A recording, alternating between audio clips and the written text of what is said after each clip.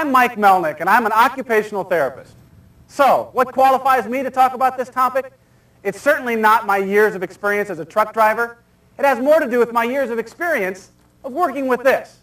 What we're hoping to do, take some of the information I know about how this thing works, put it together with some of the information you have about doing your job, and hopefully come up with some easy, practical ways for you to take care of your body. Now, probably one of the most important things for you to understand about how your body works is that most of the injuries that occur to your back are cumulative. It means they happen gradually over time.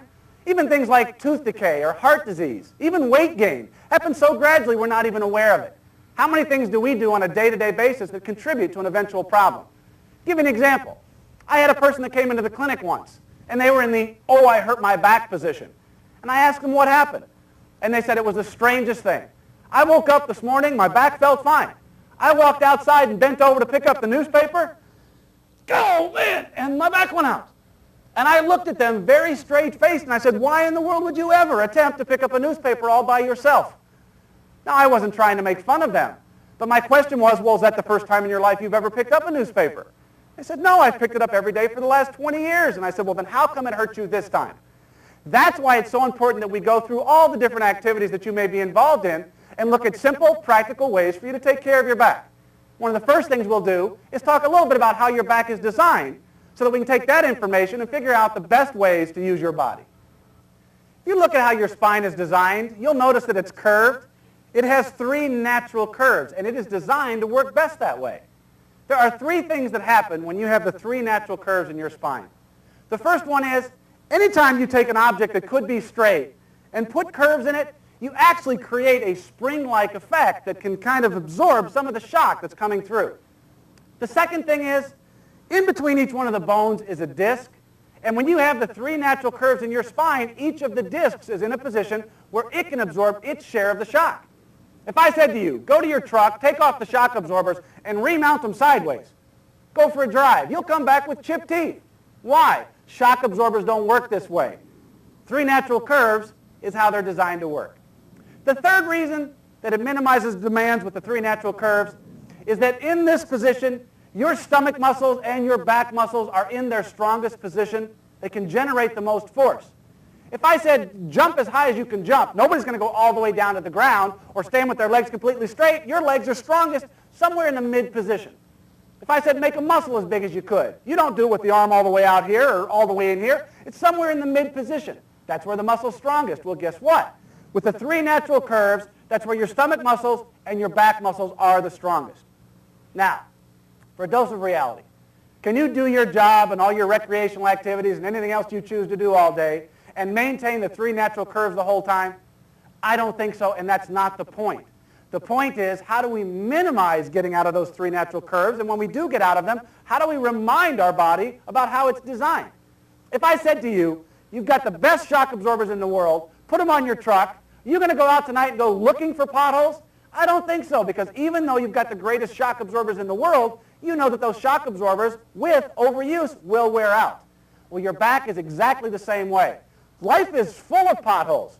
You go through your day getting in and out of a cab and moving things around and doing all the other recreational activities you do. There are lots of potholes. So what's the purpose of this program? We're just trying to help you identify those potholes and figure out some simple and practical ways to go around them.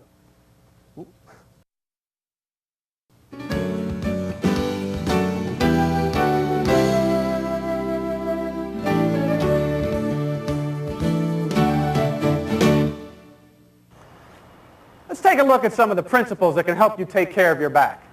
The first one is keep it close and keep the curves. What does that mean? The farther an object is away from my center of gravity, the heavier it actually becomes. I'm not only lifting this object, but my upper body weight as well. By keeping it closer, I have minimized the weight. Also, by getting closer, it helps me maintain the natural curves in my back. That aligns all the structures in the way they were designed to best do work. Keep it close and keep the curves. Second one, staggered stance. Watch how you stand when you're doing different activities. The narrower your base is, the more likely you are to twist or bend. By getting in a little bit more of an athletic stance when you get ready to do an activity, the more your legs are prepared to do the work. In addition, by getting in a staggered stance, It helps me position my center of gravity closer to what I may be picking up. The third one is to build a bridge. Now try to imagine this. You're driving down a highway, you see a big sign on one end of a bridge and it says, bridge may or may not be connected on the other end. I don't think you're going to cross it. Why? Because one-sided bridges are dangerous. Well, watch what happens when I bend over to pick something up like this. I have created a bridge that's only connected on one side. It's at my low back. I need to figure out some way to connect that bridge and take the pressure off of my low back. If I can pick something up with one hand, a way to build a bridge is simply by putting a hand on a leg and picking it up this way. Now my arm is supporting my weight. If I have to pick something up with two hands, simply by widening my base a little bit, I have created somewhat of a bridge underneath my spine that's going to absorb some of the pressure that would have gone onto my back. So build a bridge. And the last one is to compensate. If you find yourself sitting for a long time or you're doing a lot of unloading and you're in awkward positions, make sure you apologize to your back once in a while for those demands. That can mean if you're sitting, maybe standing up, changing positions, or if you're in a lot of awkward positions or doing a lot of lifting, just stop periodically and stretch. All right, let's take a look at how we can apply some of this stuff in the workplace.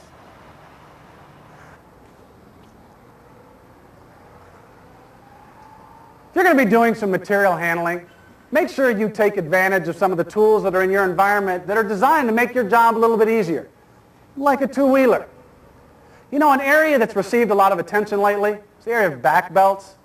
While there's still mixed reviews at this point, just keep in mind that back belts were designed to work best when used in conjunction with the principles we've been talking about in this program. If you've got to move heavy things like a dock plate, if you can't use a forklift, at least get some assistance. And if you're going to be moving pallets, just make sure you remember the techniques we've discussed in this program.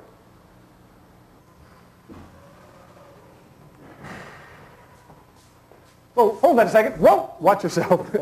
Hey, if you're going to be working overhead, make sure there aren't any loose materials around that might fall off and hit you. Thanks. You bet. Hey, can you do me a favor? Sure. Go ahead and grab that load again. Hold that right there. Look what he's doing. He's holding that box out there at arm's reach. That actually makes it 7 to 10 times heavier on his low back than if he had it closer to his center of gravity. Do me a favor. Just take one leg and step it in towards the box. See how that shifts his whole center of gravity closer? It allows him to keep it close and keep the curves. As you're ready to lift it then, just step back with it, keeping it close, keeping the curves, makes it a much easier lift. That was great. Yeah, thanks. All right, can you do one more thing for me? Yeah, sure, you bet. I need you to pick something else up. All right.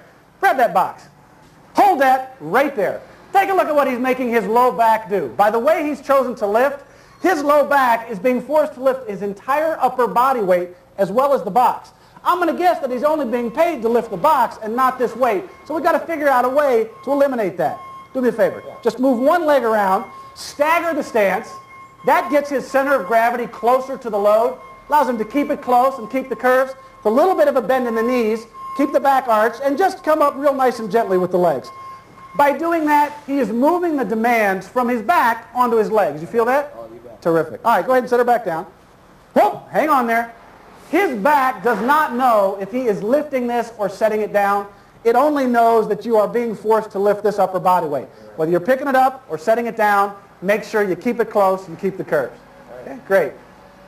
Appreciate it. All right, there's one other part about lifting that I'd like to address, and that's lifting and twisting. When a lot of people pick things up, they'll pick it up and their first movement is with their upper body. Creates a twist. It's very demanding on the back. If you watch how athletes move, they always move by starting the movement with their lower body. It eliminates the twist. If I'm working on a roller conveyor and I want to pick up a box, if my first movement is with my feet rather than with my upper body, I can eliminate all of that twisting. Now we've talked about several principles of lifting here. You have to realize that this is not about lifting right or lifting wrong. Every time you walk into a trailer, it's going to present you with a whole new set of challenges. So you just want to keep in mind the principles of lifting better. Keep it close and keep the curves. Staggered stance. Build a bridge, and if you have no other choice, at least make sure that you compensate once in a while for the different demands. And also keep in mind, we've given you all these principles, but lifting really isn't a thinking thing. It's a doing thing. It's an action thing. Which means usually when you walk into a trailer, you're not thinking exactly how should I pick this up. You're thinking about where am I going to put it. That means it's got to become a habit. And by making small changes every day and practicing a little bit, You can create habits over time that'll help you keep your back healthy.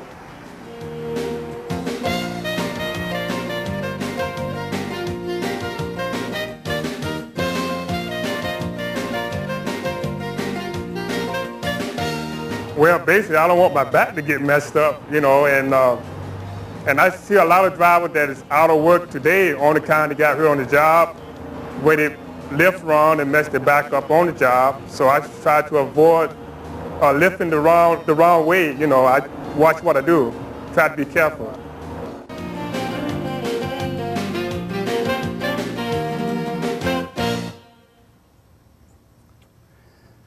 There's an activity that a lot of drivers spend a significant amount of time doing but don't necessarily realize the demands on their back, and that's sitting. There are a couple of reasons why sitting is more demanding than standing. The first one is when you sit, you basically take your legs out of the picture. You are sitting on the end of your spine. That can increase the pressure on your back. The second thing is when we fatigue, we tend to flatten out those natural curves. That's going to increase the pressure on your back as well. So let's take a look at a couple of things you can think about doing. They're going to make it a little bit easier on your back when you're sitting. Hi, Jim. First thing is, when you get in the seat, make sure that you adjust it so that you're able to keep your back supported in the three natural curves. Even small changes can make a big difference. The second thing is, if you've been sitting for a while, make sure that you change positions frequently, maybe do a little bit of stretching. That helps bring nutrition to the spine and will help keep your back healthy. Thanks. All right, let's take a look at the importance of stretching and warming up. Stretching is something that most of us are familiar with. We usually hear about it relative to preventing athletic injuries. Unfortunately, it's not something that the general population is really taking advantage of. I think it's sometimes the difference between what we know and what we use. Let me tell you a couple of reasons why we think stretching is so important. The first thing is, it makes it easier for your body to move. That's important. If you take a steak out of the freezer, you try to bend it, it's not going to go anywhere. It resists you. Why? Not because it's inflexible, but because it's cold. It's hard to move when it's cold. If you take that same steak and pop it in a microwave, all of a sudden you find that it's much more flexible and easy to move. Your body works exactly the same way. For example, if I was a little bit stiff in the calf, simply by stretching and opening up the muscle a little bit, it makes it easier for blood to get in, and it loosens up the muscles in my legs. Another reason that stretching is important is that it actually helps your body breathe. I know that sounds a little bit ridiculous, and we all think we already know how to breathe, but you need to open up muscle tissue to actually let oxygen get in. For example, if you're squeezing a hand grip as hard and as long as you possibly can, pretty soon you're going to start to feel a burning in the muscle tissue here. What's happening? You're actually using up the oxygen in this muscle. Makes it very hard for you to continue to work, and your grip's going to get weaker. If I want to get oxygen into this muscle, can I get it in there by going, I'm breathing, aren't I? The problem is, I've still got this closed, and I've used up all the oxygen, and I need to actually let it go and open it up for the oxygen to be able to be delivered. It's the same thing when you're working. If your legs are getting tired, you want to deliver oxygen to the legs, you got to breathe it in through your mouth, but then you need to deliver it by stretching the muscles that it's going to. It's the same thing for your back and your neck and your shoulders. Now, I know if stretching is not something you're familiar with, it may seem a little bit awkward, but if you can very slowly get in the habit of every day doing just a little bit, you'll find over the years you're creating habits that are going to keep your back healthy over a lifetime.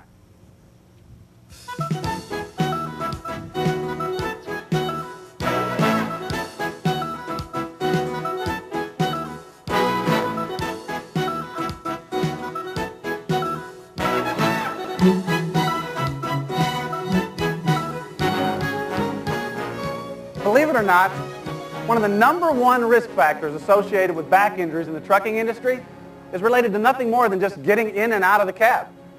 Why? Well, if a person's been sitting for a long time, their body temperature cools down, the muscles stiffen up, makes it a little bit more difficult to move, increases the risk of injury. That's why stretching and warming up is so important. Another reason is how people choose to get in and out of the cab. When you're going to be getting out, just make sure that you establish 3 firm points of contact. It's going to minimize the risk of a slip or a trip. Getting back up is exactly the same thing. And remember, the wheel hub was not designed as a step, and using it can again increase your risk of slipping or tripping. Another thing people will do when they're getting out of the cab, particularly if they're in a hurry, is they'll jump out. You don't save any time. I've never seen anybody hit the ground and go, whoa, save some time on that one. What am I going to do with all this extra time? Take your time, get 3 points of contact. When you jump out, not only does it put a lot of pressure on your back, but it also increases your risk of experiencing an ankle or a knee problem. All right, let's take a look at hooking up some electrical connections.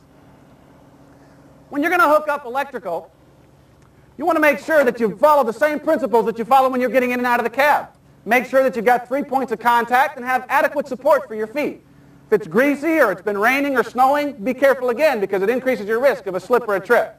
When you're finished, keep in mind the same principle. Don't jump. When you're going to open the rear doors, you want to take special care. You ever hear on an airplane when you've landed and they said, please, double check the overhead bins before you open them because some of the cargo may have shifted during takeoff or landing? Well, to a certain degree, the same thing is true with the trailer. Things may have shifted and are sitting just right behind this door ready to push out as you open it up. So, when you're ready to open it, make sure that you position your body away from the door so if it suddenly swings open, you're going to be okay. You might want to even just stagger your stance a little bit. It makes it easier for your legs to react if you need to move quickly. If you're going to climb into the trailer, keep in mind some of the things that we had talked about before with getting into the cab. You want to establish 3 good points of support as you're getting up. It's going to reduce the risk of a slip or a trip. And when you're ready to get down, think about again establishing those 3 points of contact and don't jump.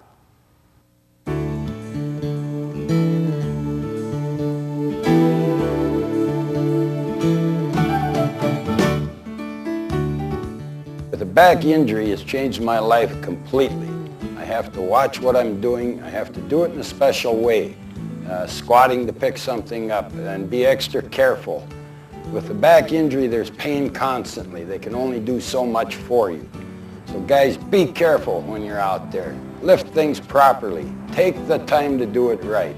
All you young drivers out there, I was your age at one time too, and I never believed nothing could happen to me. Jumping on and off of trailers all the time. But as you get older, that's going to show up in your lower back. And if you're not careful, you'll be in a wheelchair or have problems like I have. Be restricted to certain things. It slows you down completely.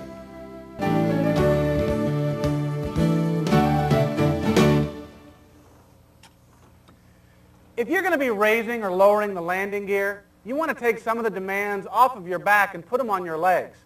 If it's cold out and this is sticking a little bit or if it's going to slip, you want to make sure that you've got your legs in a position where they can react to that and not take all the demands on your back. All right, let's take a look at removing the 5th wheel pin. Watch what he does here. As he's positioning himself, of course he's got to get in an awkward position, but he's leaning his body weight and his arm up against the tire. That's supporting some of the weight on his back. It's like he's building a bridge. There you go. Also, you find yourself in those kinds of awkward positions, don't forget to do an apologizing stretch when you're done. If you're going to be hooking or unhooking a set of doubles, make sure that you're following the policies and procedures that were set up by your company. If you're going to be moving a dolly around, make sure you take advantage of the use of a tractor as much as you can rather than just using brute force. And when you're actually ready to lift the dolly, keep in mind the principles that we've talked about. Keep it close, keep the curves, and minimize any twisting. That'll make it easier on your back. When you get this thing connected, remember there's some serious pinch points here, so watch your hands.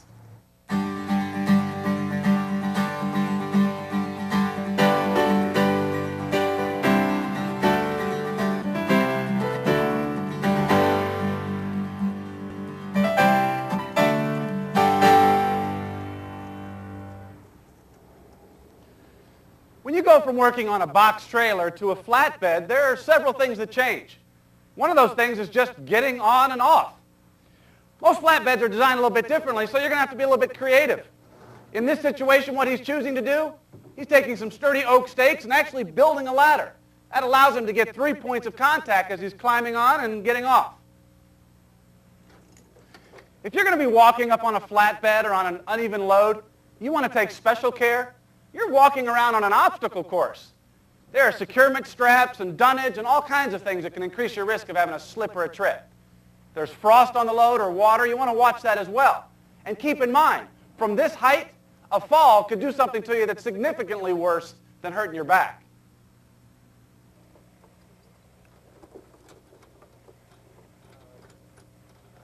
During securement, when you're going to be tightening the binder, make sure you've got a good grip between the binder and the cheater bar. That'll keep it from slipping.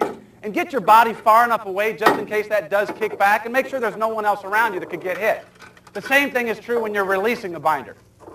When using a bungee, don't forget that this thing is elastic and can kick back on you a little bit, so make sure you keep your face out of the way. So, now you've got your load secured, you might have to tarp it. Why don't we take a look at handling some tarps? Handling tarps can be physically demanding, mainly because they're heavy and awkward. That's why you want to keep in mind the principles of keep it close and keep the curves. And as your environment changes, you may need to do some problem solving. In some situations, you may need to even ask for some help. Thanks.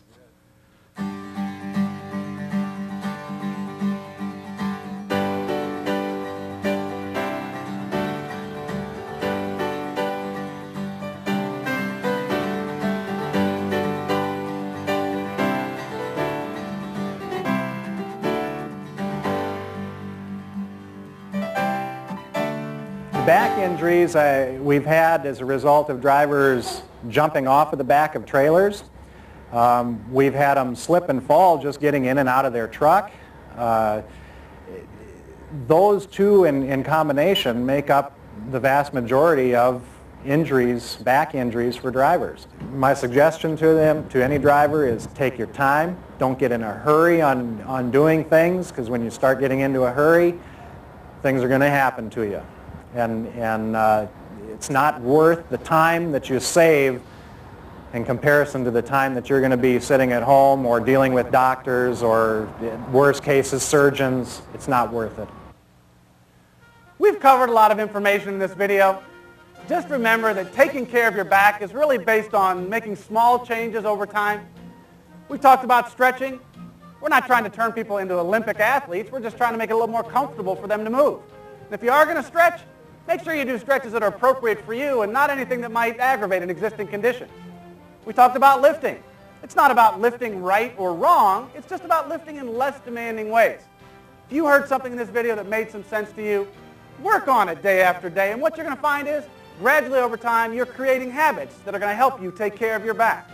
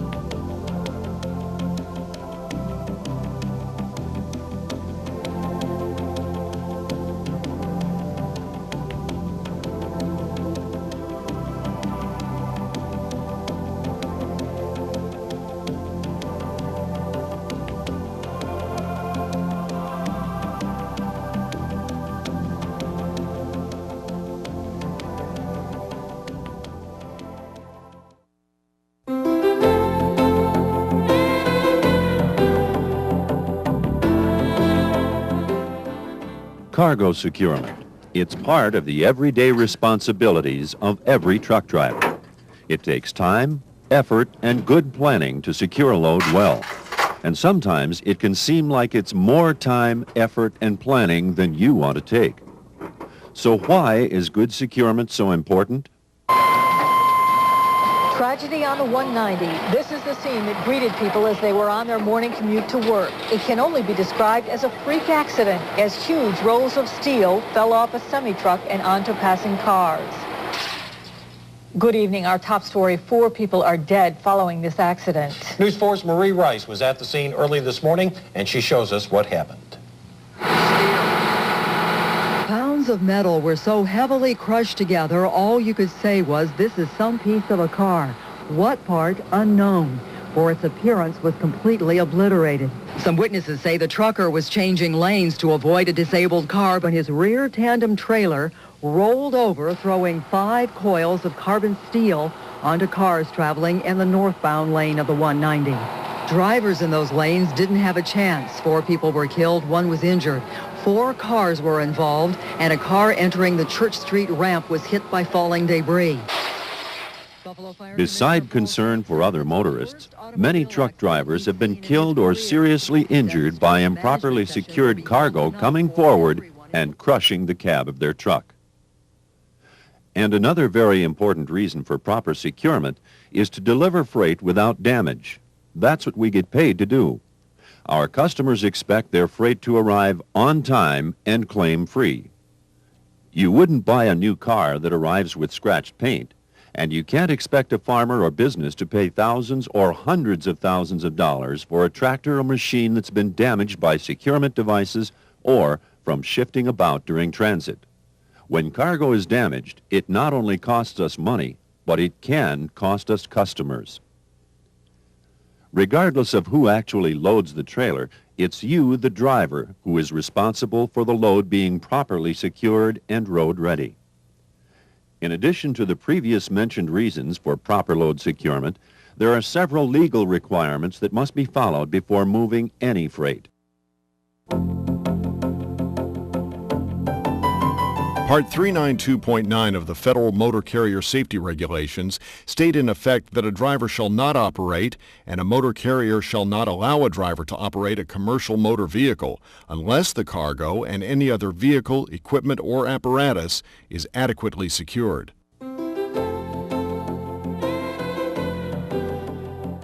Another regulation found under Part 393.106 concerns the strength of your chains, binders, and straps.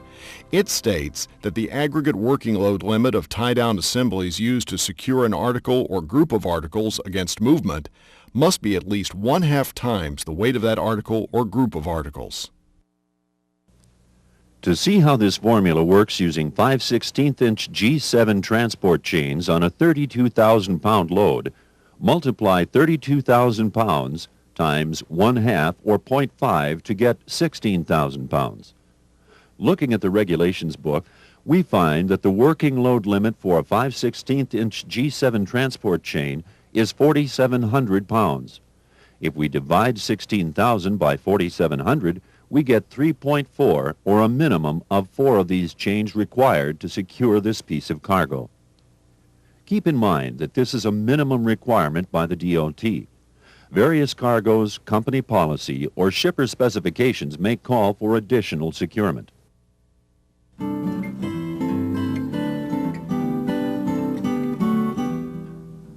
Each tie-down assembly, chain, binder, or strap must be stamped with its working load limit, or WLL. This is the maximum weight that this device will hold. If the working load limit is not marked on one of your devices, it could create a problem at a roadside check.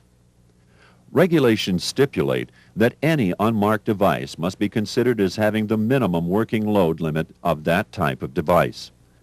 This means you could have a valuable load put out of service and delayed on the side of the road because the chain, binder, or strap was not stamped with its WLL, even though it's fully adequate for that intended purpose. The working load limit table is located in Part 393.108 of your Federal Motor Carrier Safety Regulations Handbook. Another important consideration is the working load limit of your binders. Suppose you're working with 3/8" G7 transport chains, which have a working load limit of 6,600 pounds, as compared to the 5/16" chains in our previous example. Now for our 32,000-pound piece of cargo, we take 1/2 the weight, 16,000 pounds, divided by 6,600 pounds, the working load limit of the chains. And we get 2.4. Rounded up, This means we legally need 3 chains for weight purposes. However, if our binders are rated at 5,400 pounds, we're limited to the working load limit of the binders. What we need to do is divide 16,000 pounds by 5,400 pounds rather than 6,600 pounds. In this case, it still comes out to 3 chains required at a minimum, but in some circumstances, it may increase the amount of chains required. You must always use the working load limit of your weakest securement link. It's likely that there will be additional regulations concerning cargo securement in the near future. Your company safety personnel will keep you advised of existing regulations. Keep in mind that regulations are a minimum guideline to provide for the safe transport of cargo. It's always better to be safe and use additional securement whenever you feel it's necessary. We've all heard the old saying that a chain is only as strong as its weakest link. That's why it's important to inspect your securement devices periodically for cracks or other defects which could weaken them. Out-of-service criteria for chains includes broken links, cracks in links, nicks, gouges, excessive abrasion, and wear.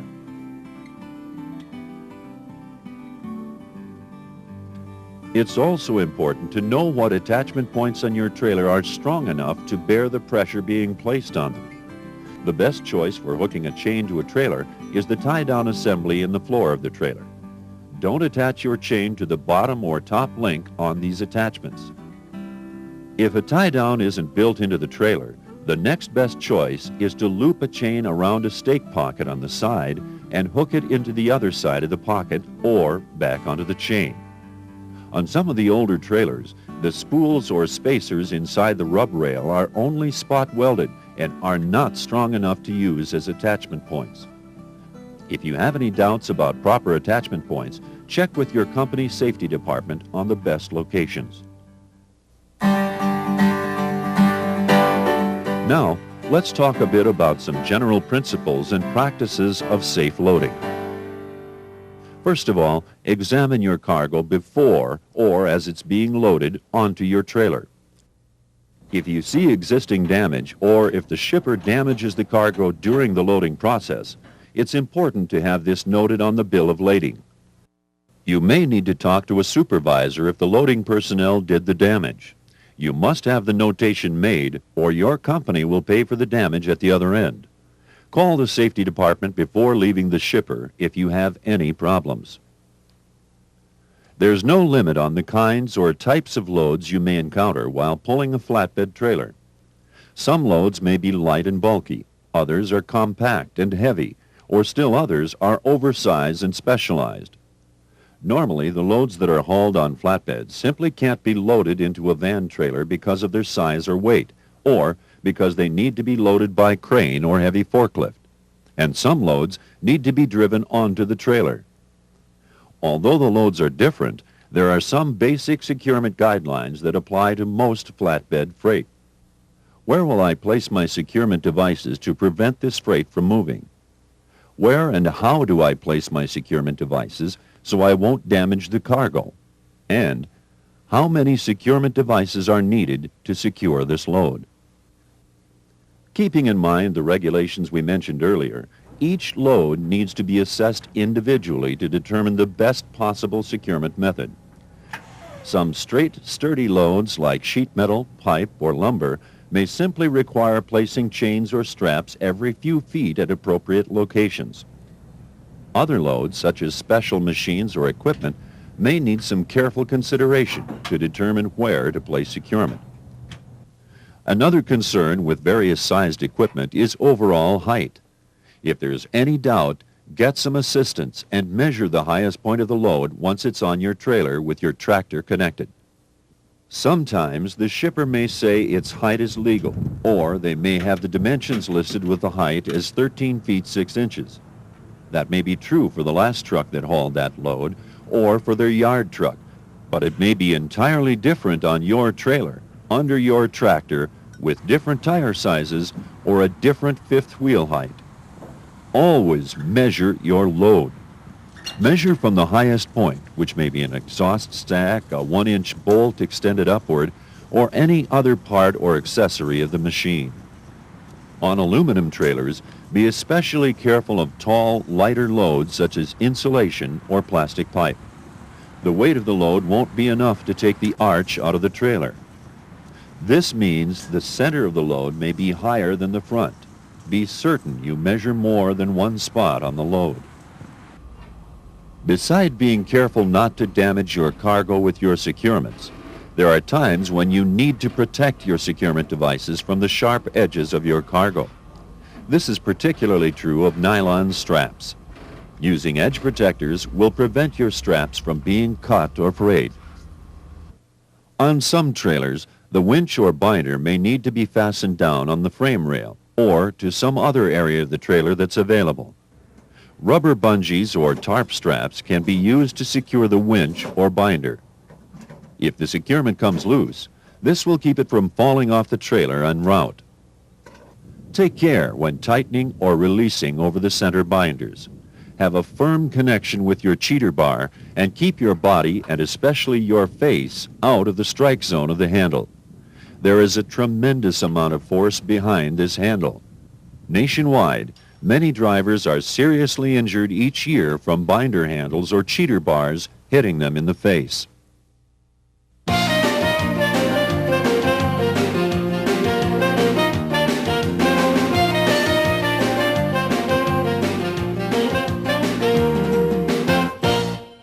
Machinery can be a wide variety of things, from printing presses to farm or construction equipment, pumps, combines, tractors, backhoes, and anything else you can think of. You must take special care of this type of cargo, not to damage the machine itself with your chains, binders, or other securement. Many machines have electrical wires and panels, oil lines, and control boxes that are easily damaged by chains or straps.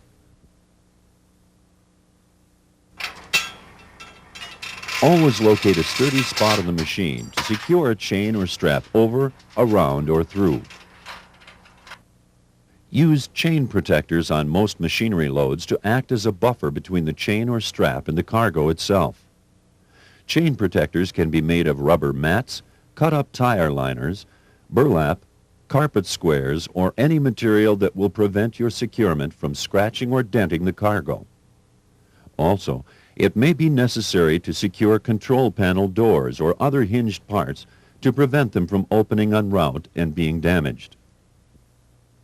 If the cargo is banded to a pallet or setting on a pallet or other dunnage, secure the pallet or dunnage also. If this moves or collapses during transit, it will loosen your securement devices and could cause you to lose your load. On the other hand, when the cargo is banded to a pallet, it's not enough to simply run a chain or strap over the pallet. The cargo itself should also be secured to the trailer.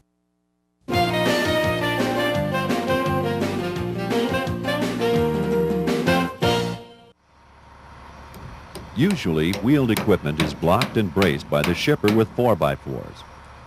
It's still your responsibility to make sure that the blocking is placed properly. Obviously, you need to add your securement devices over and above whatever blocking may be in place. Never tighten a chain or binder over any axle, brace, hydraulic line, or other part of the machine that could get bent when you tighten your securement. Usually, the loading foreman knows the best places for securement since they load these machines on a regular basis. However, if you have doubts about his or her advice, use your own judgment or call your safety department. Tie or otherwise secure all doors so they can't open in transit. And it's imperative that you measure all equipment loads after they're secured on your trailer. Part 393.130 of the Federal Motor Carrier Safety Regulations states that all wheeled or tracked machinery, equipment, or vehicles of 10,000 pounds or more must have at least 4 tie-downs affixed as much as practical to the front and rear of the equipment or at designated mounting points. Articulated equipment must be restrained against movement, and all accessory equipment such as scoops, blades, shovels, etc. must be lowered and secured to the transport vehicle.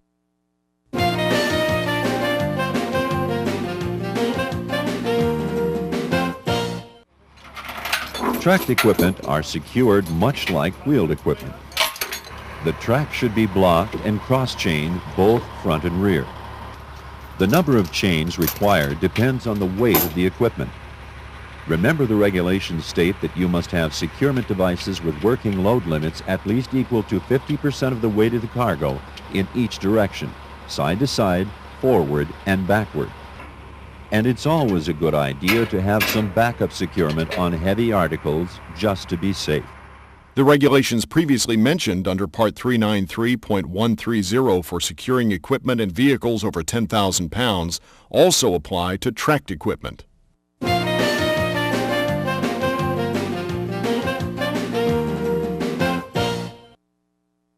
Another common load is pipes such as drill pipe, water pipes, sewer pipe, plastic pipes, and so on.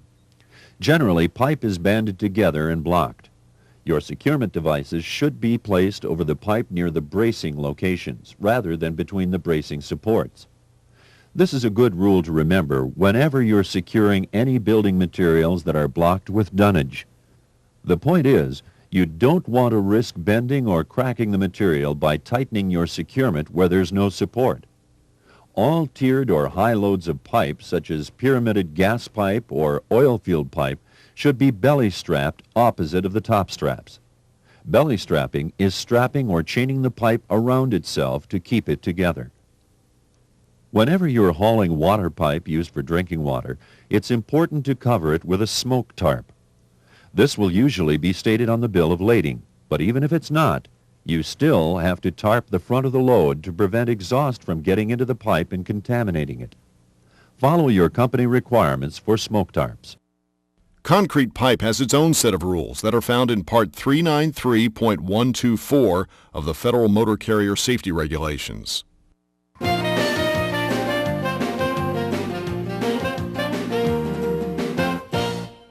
Lumber of all types is another common flatbed commodity and isn't usually complicated to secure. Securement devices are generally placed near the front and rear of each bundle over the dunnage bracing. Place protective devices under your straps or chains so the lumber doesn't get crushed when you tighten your securement. This is particularly true when transporting plywood, finished lumber, sheetrock, or insulation.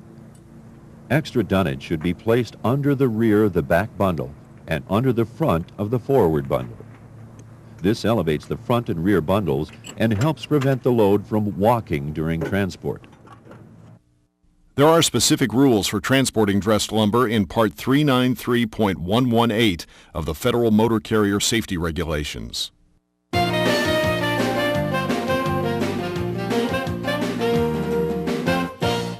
Building materials such as roof shingles or shakes are usually packaged on pallets, with each bundle being around 4 feet in length. Often these materials are banded to the pallet. To properly secure this type of load, you need to have a securement device over each bundle. Don't tighten your securement to the point that the bands become loose on the bundles. Just tighten your securement snugly, but not overly tight, or you'll have individual pieces falling out from the bundles.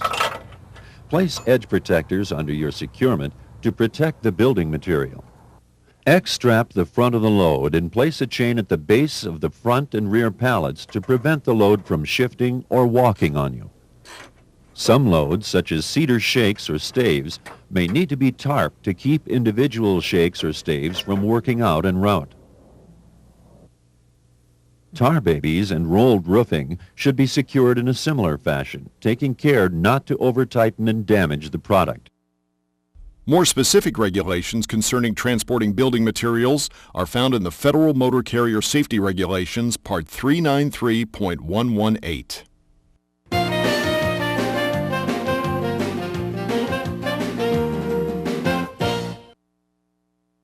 Every now and then you'll have a mixed load of machinery, boxes, building materials, and various other items.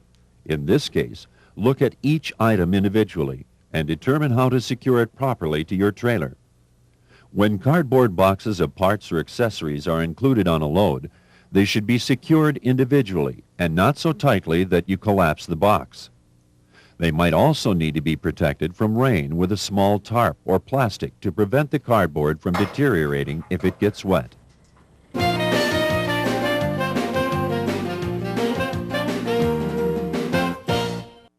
Individual steel bars have the potential to come loose from bundles of greasy or oiled bars and take off like a missile in the event of a sudden stop. Greasy bars should be choke strapped in addition to being secured to the trailer at least every 8 feet or less. Construct a bulkhead by using 3 or 4 4x4s stacked on top of each other at the front and rear of the load and secure it with a chain and binder. If there's more than one row of greasy bars, a bulkhead should be placed behind the front row and in front of the second row. 2 important things to remember about securing greasy bars. The bulkheads must be equal to or slightly higher than the height of the load, and never double stack bundles of greasy bars.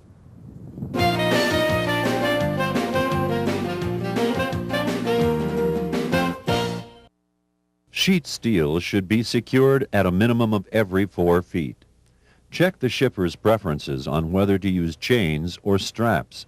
To prevent moisture buildup beneath your tarps, place 4x4s lengthwise on top of the load. This will allow room for air circulation and prevent condensation. Don't place the 4x4s directly on top of the steel. Lay them on top of a padding tarp or piece of cardboard. Also, it's mandatory to cross-chain the front and rear of the load to prevent forward and rearward movement.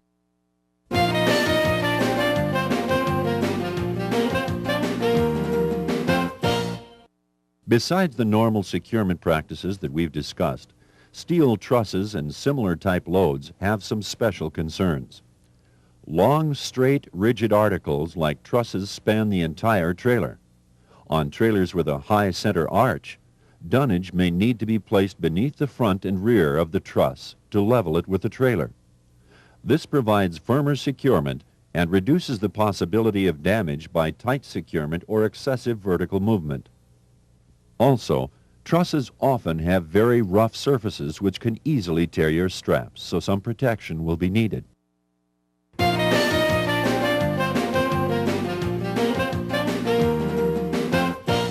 Another frequent flatbed load is coiled steel. Coiled steel is particularly dangerous because of the weight involved in each single coil and the fact that they are round and can roll easily if not properly secured. This presents a danger not only to the other motorists on the highway, as you saw from the earlier news clips, but also to you. You don't want a 40 to 50,000 pound coil to come rolling through the back of your cab like a giant steamroller.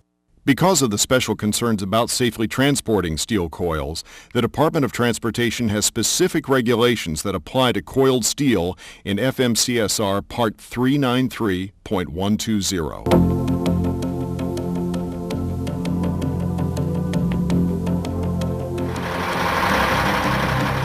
As a final check for any load, stand back and look at the overall load and securement. Does everything look right? Is everything secured? Then, do a final check of your chains, binders, and straps before hitting the road.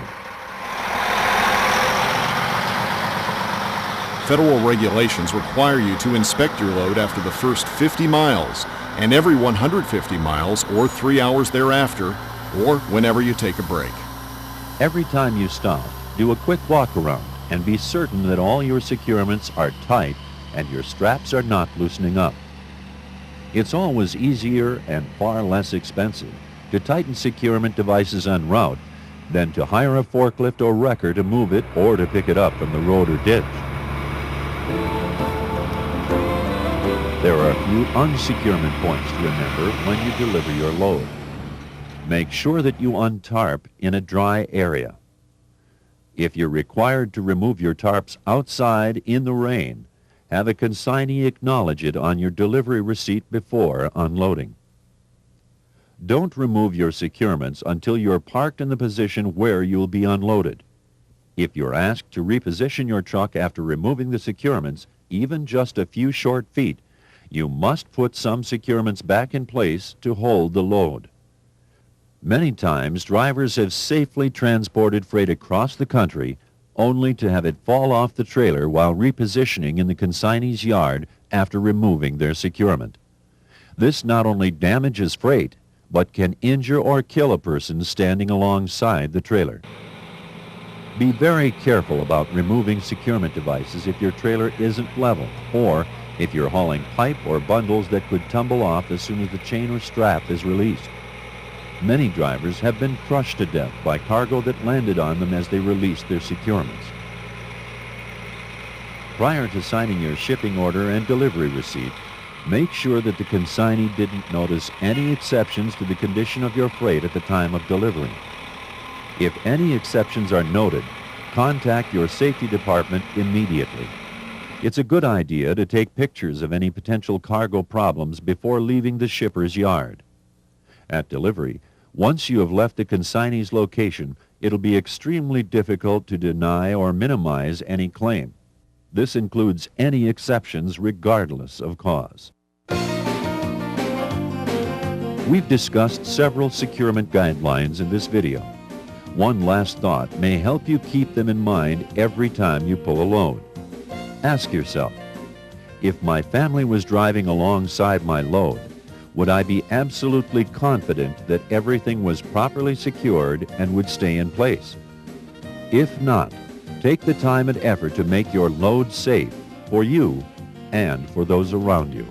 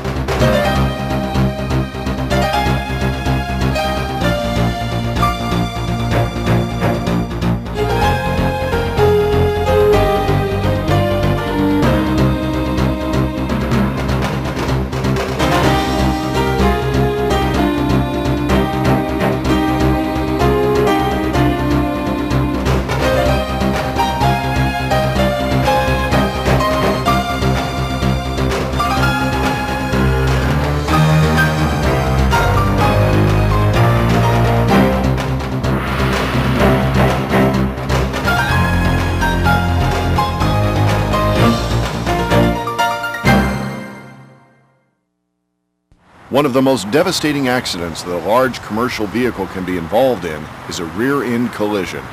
Devastating due to the extreme weight difference between a large truck and a passenger vehicle, and because the vehicle that is struck is usually moving very slowly or is completely stopped. And a rear-end collision that occurs in traffic often causes the vehicle that is struck to then strike one or more other vehicles.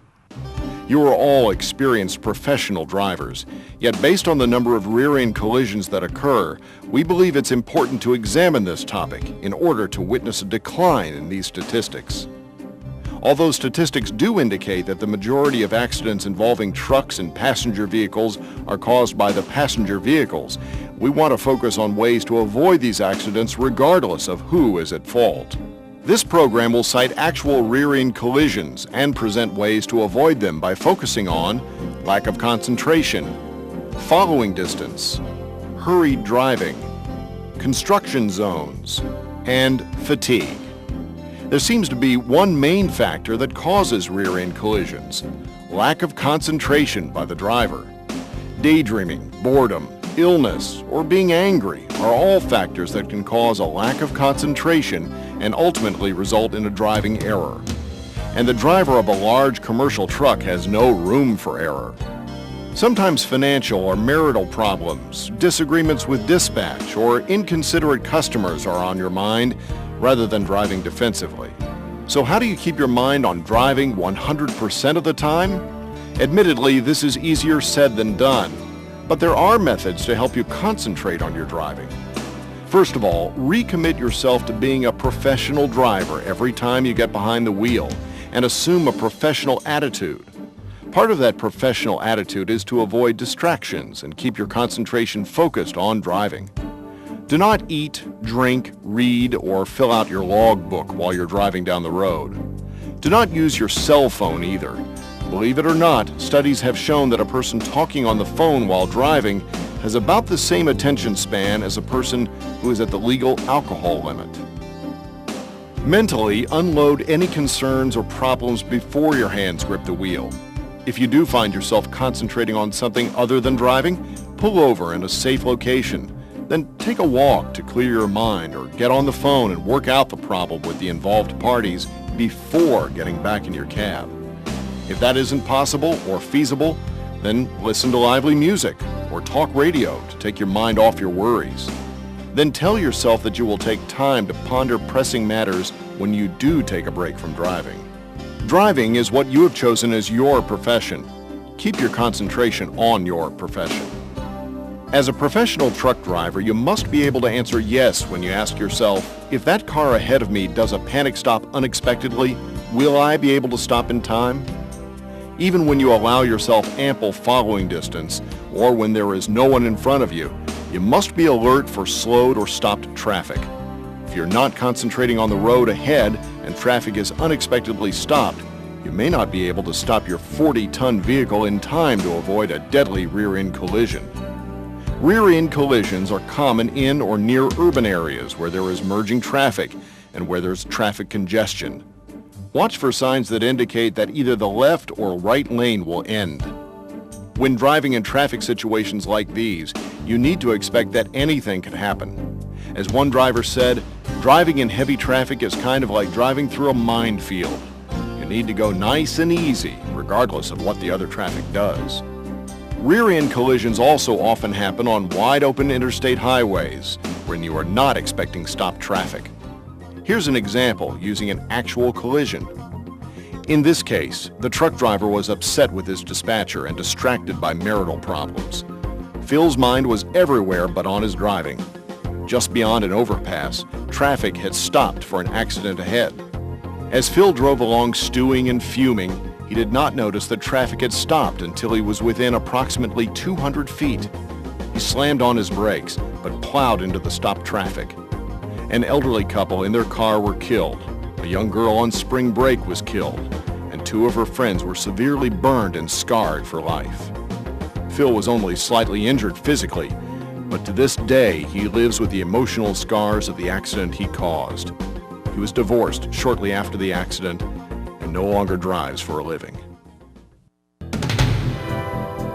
You as a professional truck driver must be extremely alert at all times, which includes being aware of your following distance. It takes a loaded tractor-trailer going 55 miles per hour, more than the length of a football field, that's 337 feet, to come to a complete stop, and that's on dry pavement. Trucks must maintain a greater following distance than other vehicles in order to avoid a rear-end collision, especially when traffic may stop unexpectedly. On dry roads, depending on your speed, you should always maintain approximately a 5 to 7 second following distance between yourself and the vehicle in front of you, with a minimum of 4 seconds for shorter trucks. You can gauge your following distance by counting off seconds as the vehicle in front of you passes a fixed point or marker. Count the seconds it takes until you pass that same point. This will tell you your following distance in seconds. Before long, you will be able to gauge that distance by sight without actually counting out each second. Your company may have specific guidelines on following distance. A common guideline is 1 second for every 10 feet of vehicle length. On wet or slippery roads, you may need to double your following distance. Many times in urban or congested areas, it is nearly impossible to maintain that 5 to 7 second following distance because traffic keeps filling in the space in front of you. In cases like this, you want to be going slightly slower than the flow of traffic so that when cars do cut into your open space, They are moving faster and pulling away from you. Also, do not follow too closely behind another truck, as it will block your vision of the road ahead. This is what happened to one driver. A tractor-trailer driver was following another truck through city freeway traffic. They were talking to each other on the CB radio. Suddenly, in front of the first truck was an elderly couple who were confused about which direction to go where the freeway split. They stopped right in the traffic lane. The first truck immediately swerved right, with no time to communicate on the CB radio to the following truck. The second truck smashed into the stopped car, which burst into flames. The elderly couple were burned to death. The driver of the truck suffered serious injuries requiring extensive hospitalization. He was following the first truck too closely and did not have a clear view of the road ahead in order to avoid the stopped car. Basically, he was driving blind. Another potentially fatal situation is a truck driver who's in a hurry. While schedules are always part of a truck driver's life, running late for whatever the reason can be deadly if you are rushing to make up time. In that case, you are not driving defensively. Perhaps the shipper or receiver was extremely slow in getting the truck loaded or unloaded, causing the driver to rush to get to the next appointment. The driver is thinking of the consequences of not getting home on time that night, or perhaps even having to lay over a weekend somewhere because of not being able to get a return load. At times like this, a driver is tempted to take risks that he or she would not normally take. The driver is placing a priority on getting somewhere at a particular time above the safety of other motorists or their own personal safety. Drivers in a hurry tend to speed, tailgate, and take chances that can result in an accident. Never tailgate. The potential for a serious accident always exists if the vehicle in front of you makes a sudden stop. In addition, do not tailgate another truck. It's like driving in fog. You can only see as far as the rear doors of the truck ahead of you. Be prepared for the unexpected. Don't assume that the car ahead of you will proceed through a yellow light. If that vehicle decides to make a sudden stop on the yellow light, again ask yourself, will I be able to stop in time? Conversely, if the light ahead is red but turns green as you approach, don't assume that the stopped line of traffic will be moving at your speed by the time you reach the intersection. Many drivers of larger trucks have a real aversion to losing momentum. Don't let this reluctance and not wanting to go through all the gears again prevent you from driving defensively and safely. Remember, if you do strike another vehicle in your haste, you may inflict lifelong injury to that person or even cause their death. At a minimum, you would have a preventable accident on your record, and you'd be tied up for an hour or two at the accident scene and would certainly miss your appointment anyway. In the case of a serious accident, you may spend months or even years dealing with attorneys. If and when a lawsuit goes to trial, you may end up being cross-examined on the witness stand, face to face with the accident victim's family, seated in a courtroom. At this time, your driver's daily log will come back to haunt you if there are any discrepancies. The prosecuting attorney will attempt to make you appear as an uncaring, unsafe driver if your logs are not accurate. Your pre-trip inspection report will also be important if the DOT post-accident inspection discovered any brakes out of adjustment or any other vehicle defects. Any prior moving violations or accidents that are on your driving record will also be presented to the jury. How do you prevent yourself from getting caught up in a rushed situation? First of all, manage your time effectively so you are not running late. When delays beyond your control occur, manage the situation as best you can. If possible, make a phone call and adjust your next appointment and contact your dispatcher. If that is not possible, you need to realize that you can only get there as quickly as safe driving allows. Let's look at another actual collision. The driver of a tractor-trailer was traveling on a 4-lane divided highway with cross streets and occasional traffic lights. He'd spent all morning unloading at a very slow warehouse facility. He had to get across town to pick up his return load, or he wouldn't get loaded until the next morning, causing him to spend his weekend away from home. There were 2 cars ahead of him, traveling almost side by side. Just as they were approaching the intersection, the light turned yellow. Traffic was traveling approximately 55 miles an hour. He thought he could clear the light before it turned red and assumed that both cars ahead of him would go through the light.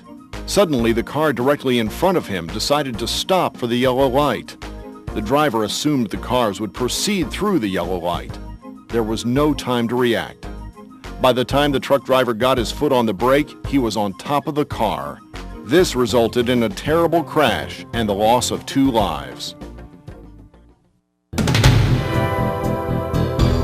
Construction zones can be deadly areas. We begin tonight with a crash that shut down a Twin Cities freeway today during rush hour and for several hours afterwards. It happened on I-35 near the Wyoming exit at about 3:30 this afternoon.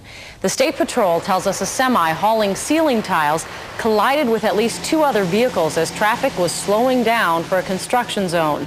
One person in a minivan was killed.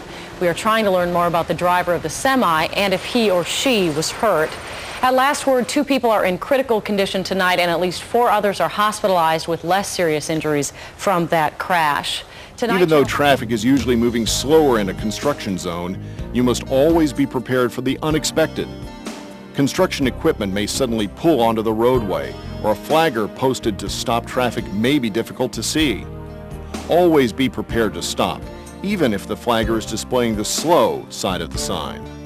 When in a construction zone, obey the posted speed limits, even if other traffic is exceeding the limit.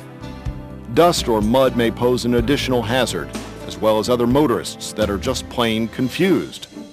When approaching a construction area where traffic must merge to 1 or 2 lanes, expect that other traffic will be cutting in front of you. Be alert for vehicles driving on the shoulder to get around you and other drivers. As we've all experienced, some people will speed down a lane that is ending and try to merge into traffic just before the barricades. Although this is very irritating, you must expect it and not allow yourself to be involved in an accident due to someone else's poor driving. A particularly dangerous and deadly situation exists when there is construction on a freeway or interstate highway system. Sometimes you will encounter construction signs along with a reduced speed limit sign, then drive for several miles without encountering any construction activity at all. This doesn't mean there isn't any construction. Here's an actual collision. This truck driver had delivered at his last stop of the day. He pulled back onto the interstate for the 12-mile drive back to the terminal. This section of highway was under construction and reduced to 1 lane of traffic in each direction. For many miles, even though the posted speed was 45 miles per hour, there was no construction visible, so traffic tended to pick up speed. The truck driver gradually crept up to 60 miles per hour along with the other traffic. As the driver topped the knoll, he realized that the traffic had stopped in his lane just ahead. Oncoming traffic was in the left lane, and construction equipment and workers were on his immediate right. He braked hard, but smashed right into the car in front of him and 3 more cars in line. 3 people died as a result of this rear-end collision.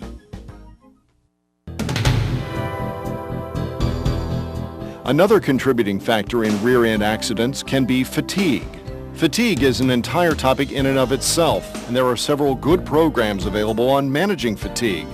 But we do need to mention it since it does contribute to rear-end collisions. The bottom line is that you as a driver must manage your time and your sleep so that you've had enough rest prior to getting behind the wheel. If you find yourself getting drowsy while you're at the wheel, pull off at the first available safe location and get some rest. To help you stay awake until you find a safe location, crack your window to let in some fresh air. Turn up the radio.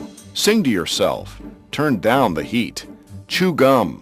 Or use any other appropriate and safe method you can think of to stay awake until your first opportunity to safely pull off and get your rest. Never pull over and stop on the shoulder of an exit ramp, since people are exiting at highway speeds and may run into you. If you do decide to pull off on an entrance ramp, there is still the possibility of getting rear-ended, but there's also the danger of being assaulted, robbed, or having your cargo stolen. If possible, find a well-lit, secured truck stop or another area where you personally are not susceptible to danger and you are not likely to be hit by moving traffic. And of course, never stop on the shoulder of the road. Although you may have done this in the past without problems, virtually every day somewhere in the U.S. and Canada, someone is seriously injured or killed because they ran into a parked truck on the shoulder of the road or hit the driver who was alongside his or her parked truck. Remember, too, that in poor weather or at night, people will not always realize that you are stopped, so they will drive toward your rear tail lights thinking that they are following you. By the time they realize that you are stopped, it is often too late. In closing, always have a professional attitude and concentrate on your trip before you get behind the wheel. Maintain an ample following distance and be prepared for the unexpected. Don't allow yourself to become hurried by factors beyond your control. Be extra cautious in construction zones and be sure to get enough rest, avoiding fatigue. You are the professional driver with the biggest vehicle on the road. As a professional driver, you are not just looking out for yourself, but also are responsible for the safety of the motoring public around your truck. This is a big responsibility that must be taken seriously. If you don't, serious consequences may result. Regardless of who is at fault, lives may ultimately be lost. The victims in the accidents we've shown you were ordinary people with families and lives of their own. They had spouses, parents, brothers, sisters, and children waiting for them to return home. Quite often, the truck driver is also a fatality in rear-end collision accidents. Their families won't ever see them come home either. All rear-end collisions can be avoided. Make certain that you are doing your part to provide a safe working and driving environment for yourself and the motoring public.